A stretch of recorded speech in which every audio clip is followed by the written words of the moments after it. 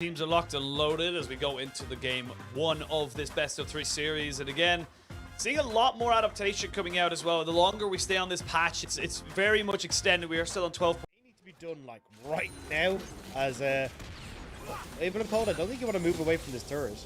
I was going to say, they did have the minion dematerializer, so it did stop the wave from crashing just a little bit. They're going to try and go for it now. The double TP going to be coming in. Actually, just a single TP, but first blood has been secured. And now they get themselves a counter kill, but Cold should be going down as well. 2 kills for 1, and you get the TP out of Cream. Not bad from Ultra Prime. Has got the package synced up with it. And Ultra Prime recognize they probably can't contest. As I say that, they go straight in, using the flash off of cooldown. And Shousey picks himself up a kill in mid lane. That changes the entire dynamic of this fight. Yeah, Cream not respecting that at all.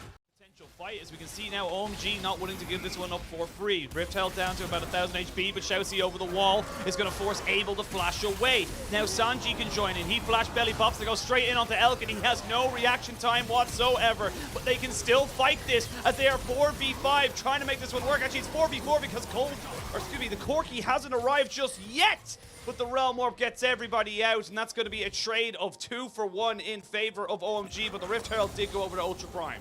Going to be able to pick up this wave, so at least being able to fix a lot of that early game pressure is mid. Oh, he gets the Rune Prison though, and that was huge. Aki goes down. Crying can keep trading back.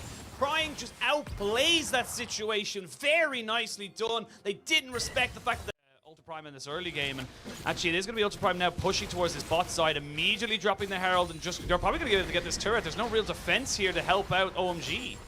Oh, Abel. Yeah. Oh, Abel. He's going to go down. He's going to get taken out completely. Shousey picks himself up another kill, even as the Unbreakable will tank up forever, and they get the TP out of Cream as well. This is getting a bit disastrous for OMG. For Ultra Prime. It just feels like they're just getting outpaced by Ultra Prime. Yeah, outpaced, outdamaged, and outmaneuvered right now as Hacker and Ryan combo up in that top side. Cream nowhere to go. He blew. Great vision on this bottom side. They've invested it all towards the top. The package comes out, but it has to be defensive because they just waited it out. They didn't need to go too quickly for Ultra Prime. They knew they had themselves the opportunity and the time, as now they reset towards this dragon. Hook comes out, but it misses out. Sanji on a bit of a flank as Shousey is down below half HP. He will get rooted up, gets the Everfrost down. There's the explosive cast to try and protect him. Remember, he's an AP Gragas, so he's not very tanky. ZS, they're trying to play bouncers. They go in. Shousey gets a 2-man knockup. It's a very scrappy fight, as you can see Elk kiting away. Is he going to be able to keep himself alive? That is the big question, as the 80 carries have been jumped on. ZS, though, has found his mark, and it's a triple kill out of the back of that fight for Ultra Prime. They bided their time. They waited. There was an overcommitment, and then they got the Soul. They get the Baron. They're going to have this game very soon. Yeah, Ultra Prime taking over game 1 against OMG.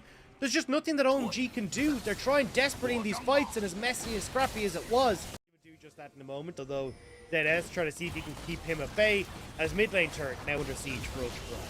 Yeah, they're going to be able to crack up with 2 mid lanes, or sorry, 2 inhibitor turrets. We can see now Aki goes in on the backside. Elk, though, does have the Gale Force and does get himself out.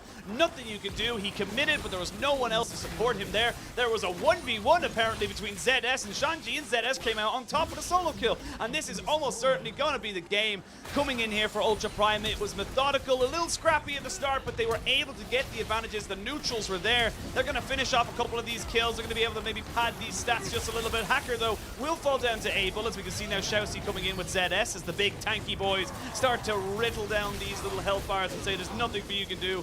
Yes, you'll kill off Crying, but Elk is the big carry when it comes to turrets, and that's going to be game 1 here for Ultra Prime. Methodical. Once they had a lead, they never let go.